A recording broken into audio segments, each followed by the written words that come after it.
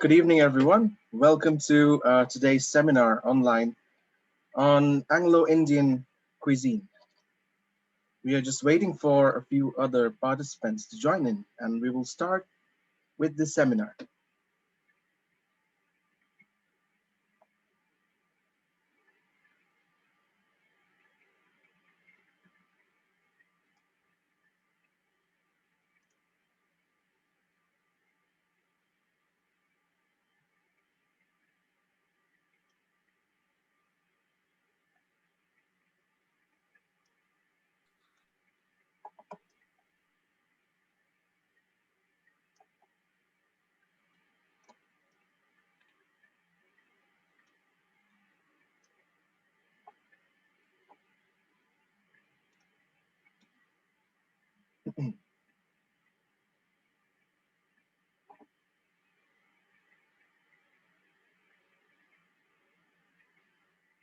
All right, so today's seminar is about the form of cuisine that developed as a result of the British colonialization of India back in the 18th century.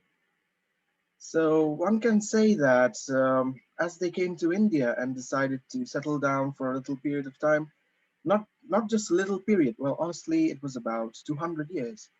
So they probably decided to mix and fuse Indian elements with their own kind of cuisine. And that is exactly what we will discuss and what I will present to you all today. I hope all of you can hear me properly, and I hope that you can see my screen, my presentation properly before we begin. And so without much further ado, let's move on to our presentation on this topic, Anglo-Indian cuisine. Welcome, you can see 5 spoons filled with spices. And if you think about anything regarding food of the Indian subcontinent, the first thought that comes to your mind would be spices, I'm very sure. And that is why I chose this as the title for this slide. Anyway, let's move on to a brief introduction of what exactly is Anglo-Indian cuisine. Anglo-Indian cuisine is the cuisine that developed during the British rule in India. The cuisine introduced dishes such as Gedgari, Mulligatawny soup, and Pish-Pash to the English palates. Now, as of today, there are over 8,500 Indian restaurants in the UK alone, serving Indian and Anglo-Indian food. Now, a brief description of what cuisine is. It's a style or method of cooking, especially as characteristic of a particular country, region, or establishment. So, a little bit of history on this kind of cuisine is as follows. During the British rule in India, local British officials began mixing Indian dishes with their British palates, and thus they created the Anglo-Indian cuisine.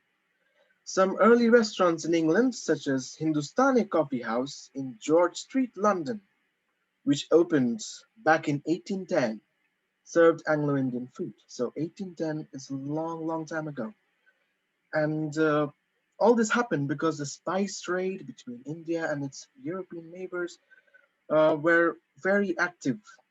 It was very active during those times, and the entire Middle East depended on India for spice, also certain parts of Europe. And Europe was being very active, especially the Portuguese, the French, the Dutch, and later the English. They were being very active in this kind of trade because India has been and still is the spice capital of the world. And there is also a reason. This is also a reason why the British took keen interest in colonizing India. Anglo-Indian cuisine uses spices to lift meaty or vegetarian dishes and make them exciting. Now, let's go on to a little bit more of history. During the 16th century, the Portuguese, Dutch, Spanish, French came to India to trade in spices. Now, towards the later half of the 18th century, the British made their Presence felt with the establishment of the East India Company. They were a trading company. They came with the sole motive of trading goods, spices, textiles, even, one of the most famous trade materials was indigo, the color that you see in denim wear or jeans, as we call it here. The blue color that you have is indigo. India was the largest, I think still is the largest producer of that natural organic dye used to dye denim wear. So that was also one of the most important trade materials during those times. But towards the end of 18th century, the English decided to settle down and colonize. And with the establishment of the East India Company, a completely new contemporary cuisine came into existence, making it truly Anglo and Indian in nature. It was neither too bland nor too spicy. Now, most of you, I don't know, as far as my experience holds, most of you, when you think about Indian cuisine, naturally presume that it's spicy, or it's hot, or it burns your tongue or your throat. It is true for some parts of India, yes. Some parts, especially the northern part, the northwestern part, Rajasthan. Those parts, they create dishes with a lot of spices in it. And there's a reason for that. It's because, the more spicy you eat, the more you perspirate or the more you sweat. And the more you sweat, the more cooling effect it has on your body. Now, if you live in a place like Rajasthan or South India, where it's extremely hot, temperatures can exceed 48 degrees, to 50 degrees sometimes Celsius. So if you're living in such a place, then it is primary to keep yourself cool. And sometimes, even not wearing clothes doesn't help. So you have to sweat it out because the evaporation of sweat from your body cools it down. And spices help create that sweat. Because once you eat something spicy, you start sweating. So this is more of a scientific reason why I think, well, there are a lot of studies done on why people in India, mostly South and Northwest, use so much spice in their dishes. Well, it's not really because of taste most of the time. It's also because of climatic conditions. All right. Now, Anglo-Indian food is not spicy, not too spicy, uh, neither too bland. So it has a distinctive flavor of its own. And it became a direct reflection of the multicultural and hybrid heritage of the new colonial population that India started to be at the time after the 18th century.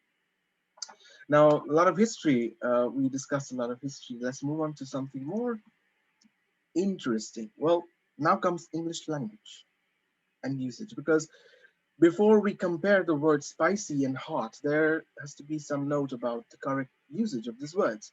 Normally, when we eat something that is piquant, like piquant is the correct word to use when you consider something spicy, like a lot of chilies, it burns your mouth. That's piquant. And there's a scale to measure that. It's called the Scoville scale. And normally, if you eat something spicy hot, which burns your mouth, you say it's very piquant. Spicy is used to describe something having the quality, flavor, or fragrance of spice. Now, many curries can be spicy without being piquant. For example, think about chicken tikka masala. It's I would not consider it spicy. It's more, I mean, spicy in the normal way we use the word spicy, but it's more like, spicy as mentioned here in the slide. It's not piquant. And, it's better to reserve hot, the word hot, to describe something that is actually hot. I mean, hot to touch, hot to put it in your mouth. So, but English language is now a universal language. You can't really stop everyone from using spicy as a replacement for piquant. But, well, if you want to know the correct usage, this is how you should use it. But, many cultures, many countries have their own form of usage of the English language. So you can't really say, but it's better to use piquant for something that's spicy hot, burns your mouth, or makes you uncomfortable, like overly piquant. Spicy to describe something which is spicy, having the quality of spice, flavor, fragrance. and hot for dishes which are hot. This is the normal usage of this word. All right, let's move on to Pish-Pash, the first dish that we will talk about in the Anglo-Indian cuisine is the Pish-Pash. It's an Anglo-Indian comfort food.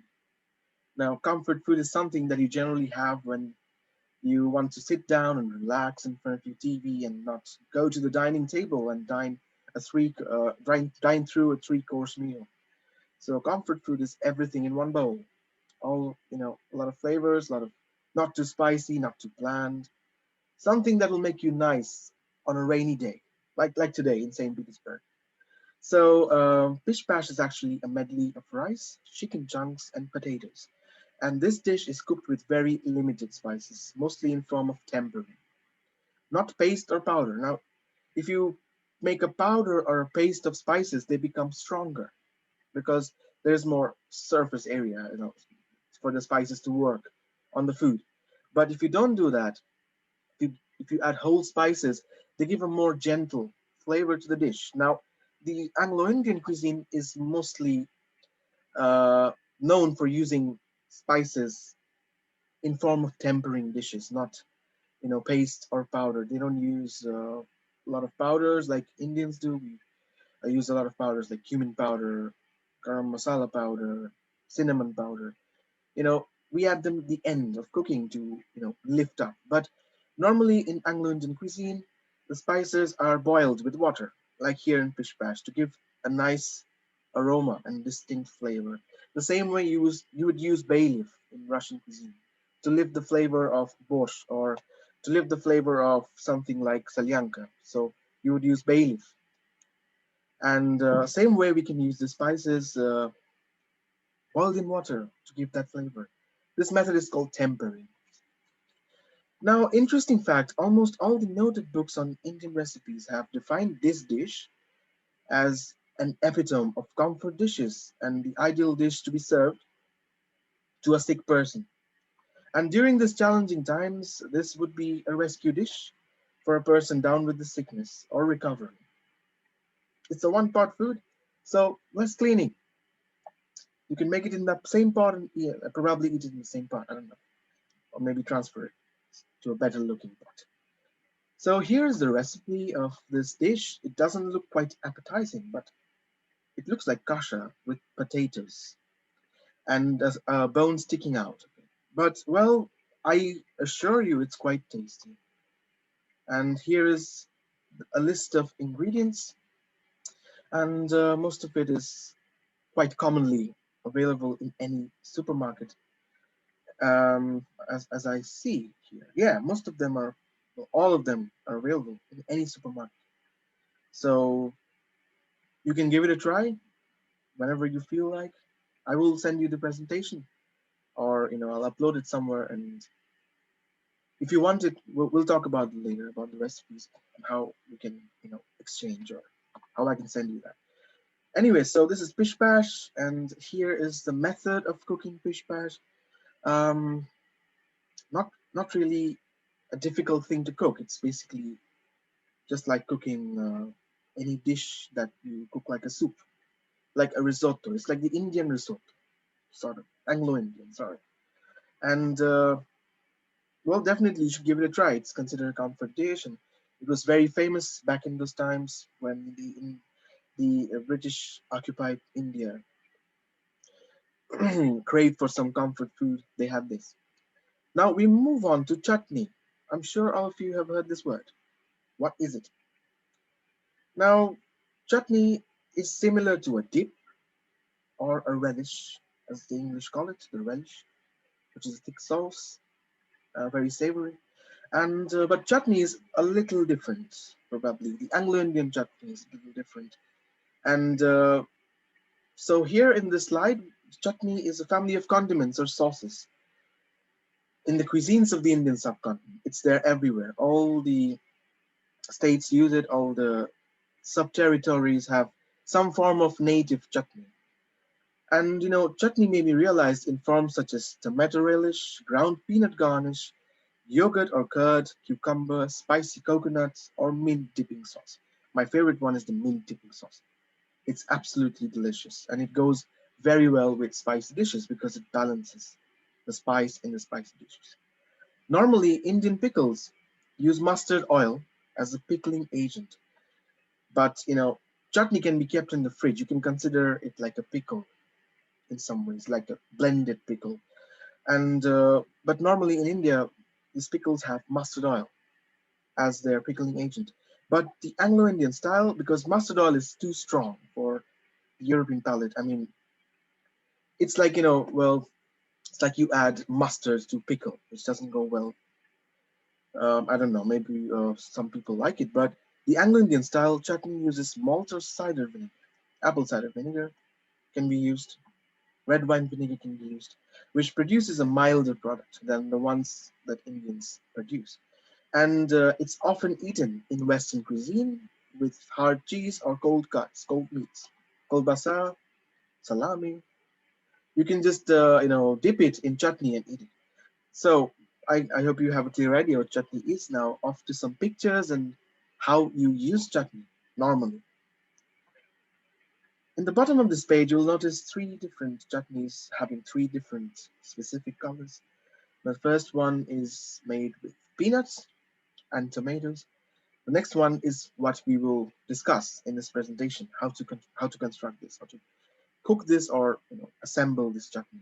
The middle one, and the last one is the mint chutney, which I was talking about. It's mint and coriander. So how do you use a chutney? You serve it with meat such as chicken, lamb, or pork. Normally we love ours with roast chicken. It goes brilliantly. And you can also use chutney thinned with water to glaze chicken or duck in the oven. It creates a beautiful coat or glazing. Or even after you take it out of the oven, you can use it to glaze any meat dish.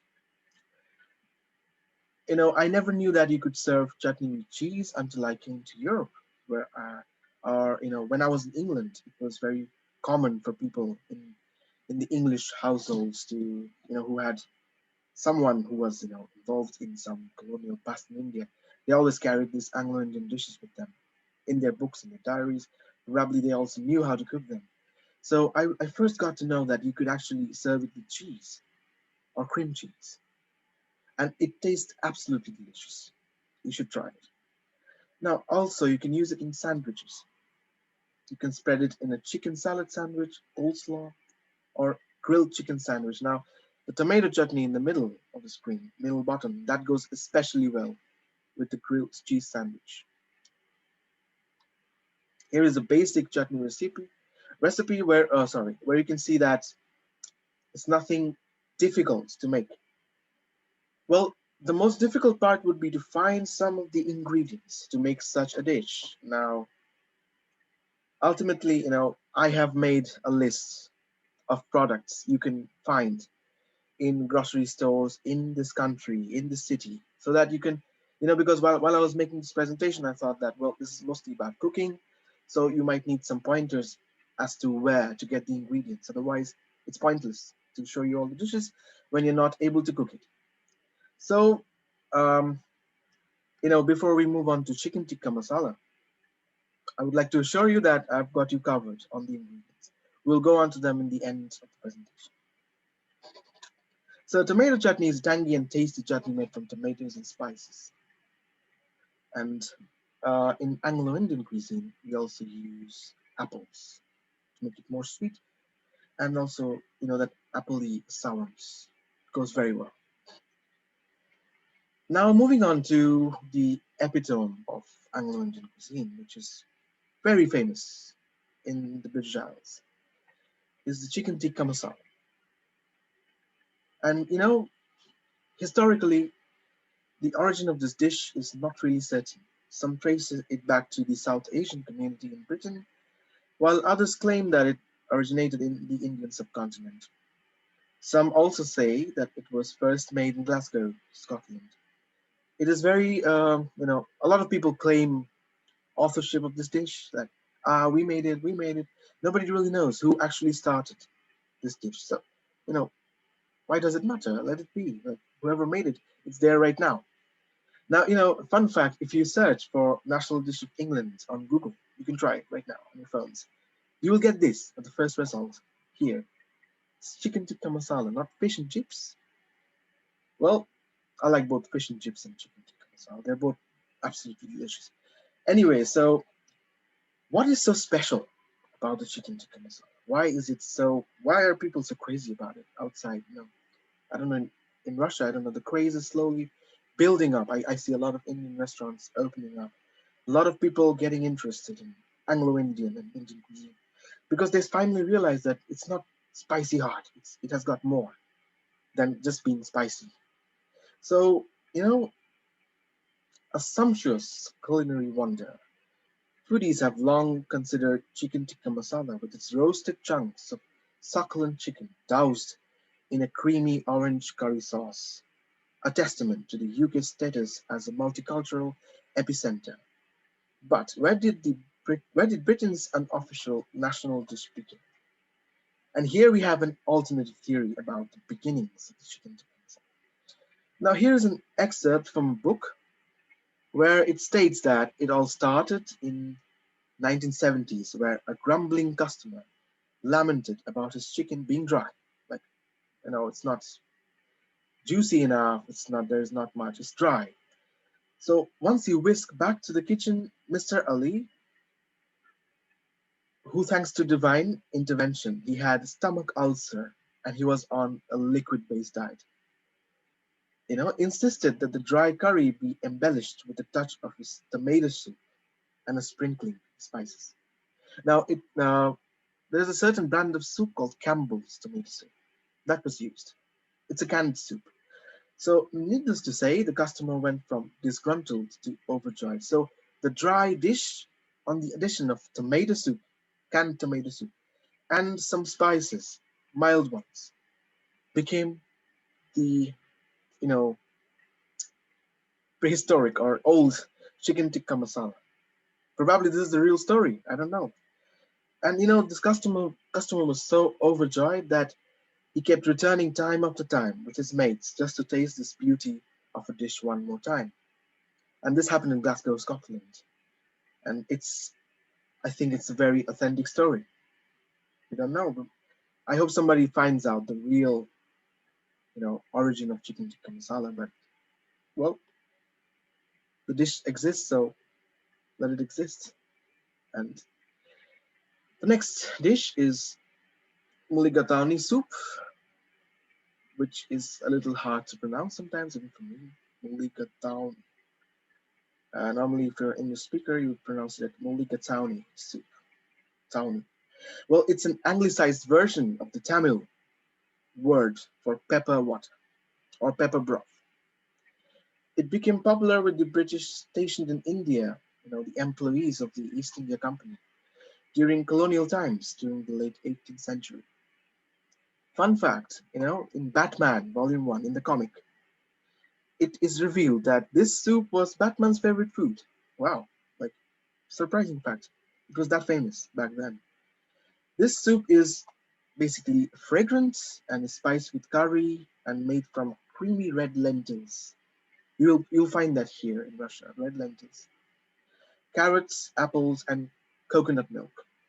Coconut milk is an essential component of a lot of Thai curries, but also a lot of South Indian cuisine, bases their dishes around coconut milk. So I think this is a very good starter to any meal. It's very savory. It's very, it's not spicy per se, but I think it's delicious. I've tried it only once or twice because I'm from the northern, more heavily colonized part of India, northern India, which is Calcutta, Darjeeling. So there we have a little spicier version of food. And all right, so there are many recipes which I would like to offer you a link here, which is a free, I don't know, it's .blogspot.com website, but they have a lot of dishes and they are very authentic. You can note this down, but anyway, you can get this presentation from me. So it's a free site. I do not know the author, so I'm not trying to promote anything here, but I really found this to be a good resource for all of you if you wanted to get into the adventure of cooking Anglo-Indian food. I think this would be a great place to start. And then I'm always there if you need any recipes or any guidance on how to cook. I'm not an expert, but I love cooking. So you can obviously definitely get in touch with me. And in the next few slides, I'll show you the basic ingredients you would need to cook Anglo-Indian or Indian food. Now, honestly, a lot of you noticed that most of these recipes had rice, basmati rice, and yes, it's very common. Not very common. It's not quite unavailable here.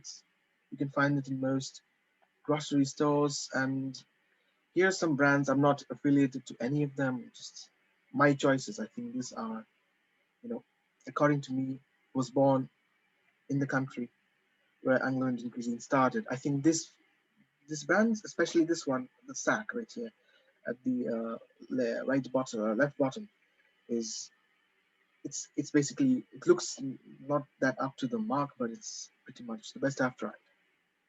And I think it's available in Yandex Market, or you can search for it in Linta or a lot of stores here to find them. If you're looking for spices, well, these are the basics that you need. Turmeric. I think almost every dish has this. And there is cumin, there's Indian pepper, and there's paprika for, if you want your food to have color, like most Anglo-Indian dishes, for example, chicken tikka masala. The red, orange, or sometimes red, sometimes orange, that color comes from paprika and tomatoes, of course. So paprika makes the dish look more appetizing. Also adds to this sweet, peppery flavor, which goes very well with that dish. So I think this is available everywhere. And then fail-safe additions to your kitchen could be something like this. This is a very basic pack of curry powder.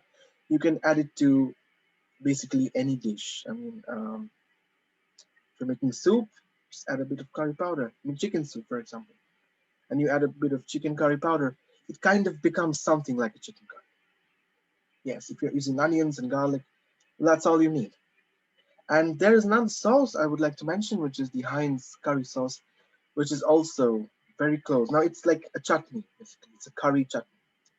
We don't have sauces in India. We call everything chutney. So even in Anglo-Indian cuisine, most people refer to thick sauces as chutney. Chutney is an English word, by the way.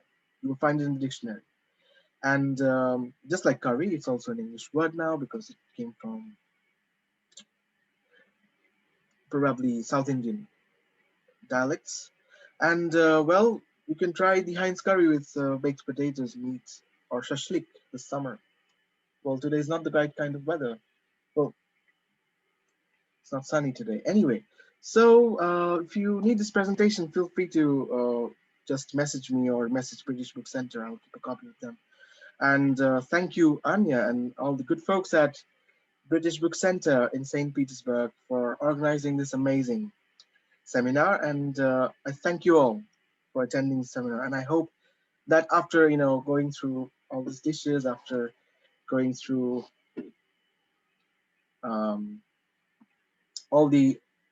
most of the dishes that are involved in Anglo-Indian cuisine, that I found would be good to introduce you all to. I hope that you'll all try out the food in the future.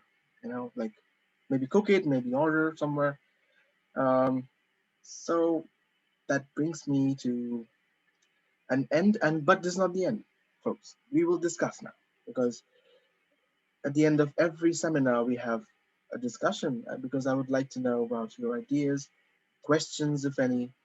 Please unmute yourself if you want to ask a question, because I have made sure all of you are muted, because I didn't want to create any problems. So, but any of you have any questions regarding anything related to Anglo-Indian cuisine or related to food in general, you can ask me. We have some time.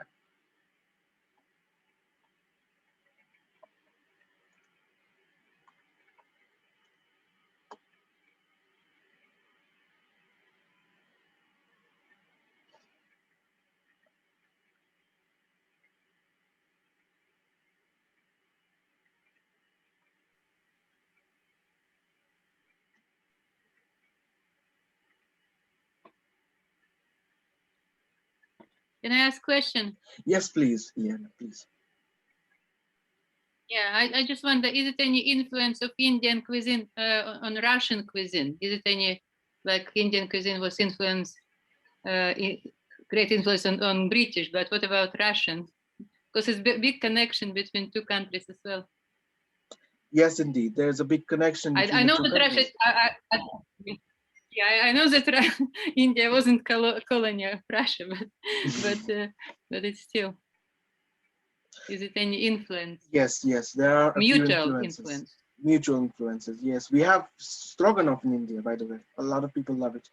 Beef, chicken stroganoff, because beef is not that popular in India, as you all know, because of a certain Hindu extremist party, which I'm not a fan of.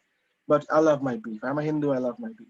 But anyway, so yes, in Russian cuisine, I think the only spice, I mean, bay leaf, the bay leaf that you use. I don't know in Russian, I forgot the name of what you call it. So bay leaf is a spice which is very common in India, and it is also largely grown in India. So a lot of Russian foods use it to, boost the richness of a dish. For example, you use bay leaf in soups, you use bay leaf in braised meat, I believe. And another influence of Russian Indian cuisine on Russian cuisine would be the addition of spices like nutmeg.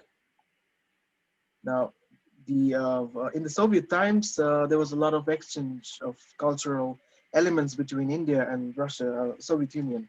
So, there was also a kind of a spice trade going on. So nutmeg, have you heard of nutmeg? Muscat yes, nutmeg. So nutmeg is a spice very widely used in India. And it's also used in doctor sausage, by the way. And most sausages, you find here, they use nutmeg spice to make this flavor a little, spicy. I mean, that flavor of nutmeg. So I think that's a direct Eastern influence. I don't know if it's from India, but yes, it's definitely influenced by Eastern or maybe Turkish cuisine. I don't know, but Russian food is very, very diverse. You go from one part of the country to the other part, the food changes completely. So, well, in St. Petersburg, we mostly have a very diverse food culture, as I would say. We have Georgian, we have Turkish, we have Indian, we have a lot of, Middle Eastern, like shawarma, which is, I think, the unofficial national food of St. Petersburg, because they are everywhere. So yeah, I mean, Indian influence, I'm not very sure, but definitely Eastern influence is present in Russian cuisine, in almost all of the dishes. Yeah, thank you. No problem. No problem. Anyone else? I'm waiting for you. Any questions, any requests, anything you want to know in addition to this presentation, like maybe some dishes you want to try, which I haven't mentioned here. Anything you liked about this presentation, what? Yeah, I really like this, dish. For example, I've showed you around 4 or 5 dishes. Which one would you like to try in your kitchen?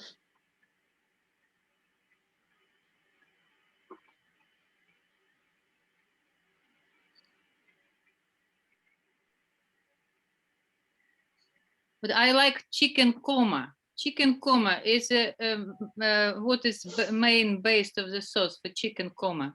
Chicken korma is basically a Mughal dish. Mughal dish came from when we had this time period of India when the Mongols, who were basically from Uzbekistan, basically Tashkent. So they decided to conquer India. The same people who like Tamerlane or Taimurlan, same people. When they conquered India, they started influencing India's cuisine. That's the influence. The chicken korma is that influence. The base of that dish is, of course, red chilies, cream, heavy cream, like sour cream that you use here, It's like tikka masala in a way. But you know, the spices used there is nutmeg and mace. That's the difference. Nutmeg and mace. Now, these spices are not very well. Nutmeg is common here, and they also use something a lot of cardamom. Cardamom, one of the spices India is very well known for. And of course, now the base of any curry from those period of time in the Mughal era was mostly heavy cream and tomato paste and turmeric, ginger, garlic, onions. If you want the recipe, I can send you, no problem. But you know, you might find it difficult to find some spices, but I'll also let you know how you can find them. No worries.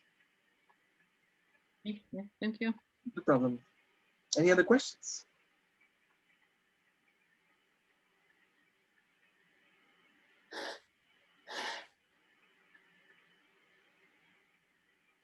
Well, if not, then I'll wait just a bit more because we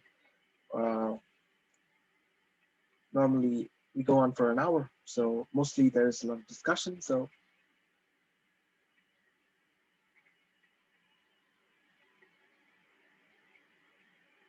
just ask away, anyone, any questions? Okay, let me ask a question.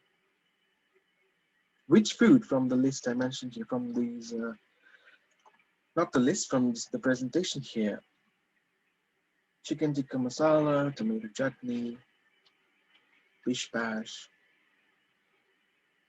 which food would you like to attempt to cook in your kitchen? Anyone who wants to be brave enough to try any of these dishes?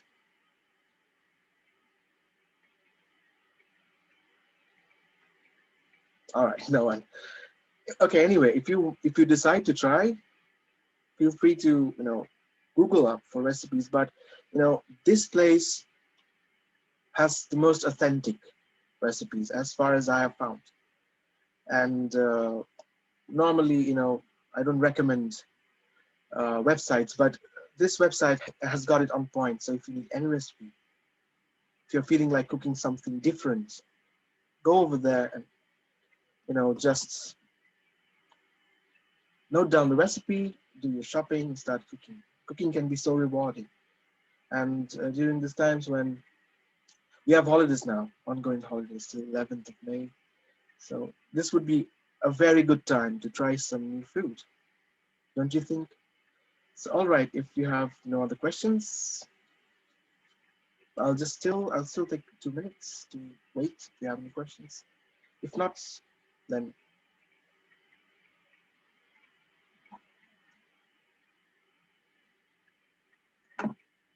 we'll call it an evening. No, I wrote you about Pish-Pash. Yes. Yeah. Pish-Pash, Yeah. very I funny would like name. Yeah. Yeah. Yeah. So is it? I hope it's easier to cook. Yeah. It is very easy. Now, if you look at this, instructions, you just have to wash the rice and soak in water. And I recommend you use basmati rice, like one of these, to any of these. I think you have seen this Agro Alliance, in the shopping, center.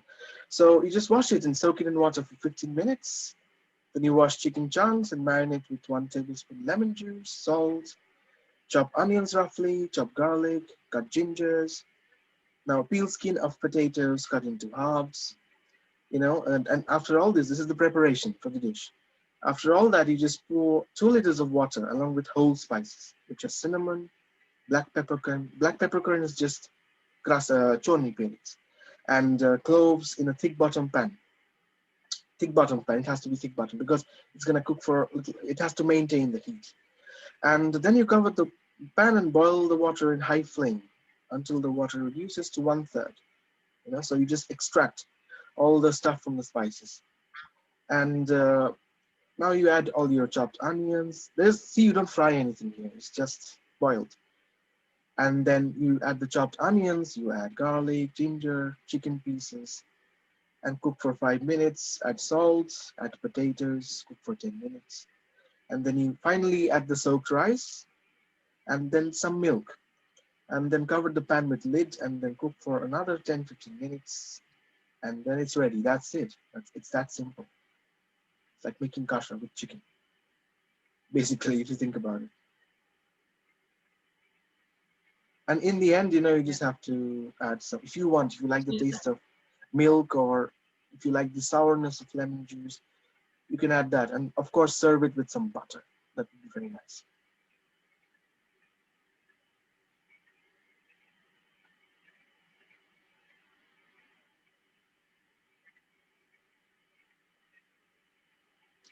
All right, so it's not difficult. This is a very good, that is why I kept this in the beginning, because this is a very simple dish to make, and it is delicious. I mean, it's like, as I said, it's like a risotto, but it's not cheesy. It's not. It's more healthy, you know.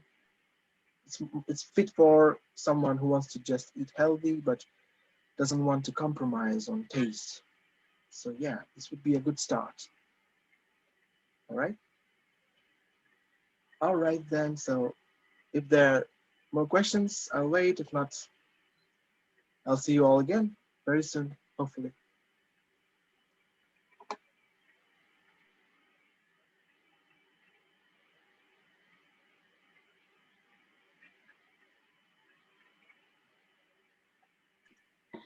Thank you. Thank you so Thank much. you. Good presentation. Thank you. Thank you. I'm happy you liked it. Thank you. All right. So thank you, I everyone. like cooking. You like cooking? Wow. Even I like cooking. I could cook all day. I mean, No, this lockdown made me this new habit. Yeah, good. That's very good. It's a good habit. It's a brilliant habit to have. I mean, if you know how to cook if you know how to cook a lot of cuisines, then you don't have to order from expensive restaurants, and you control the taste you want. You know, that's the best thing, I think.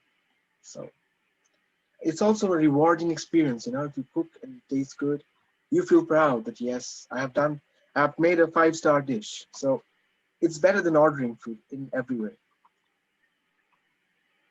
Yeah. All the best with your cooking, Absolutely. Eliana. Yes. All the best. All right, then. Thank you, everyone. And I believe none of you have any questions. So if you do have, you can just write to me anywhere. Just, you know, on social media, I'll respond as soon as I can.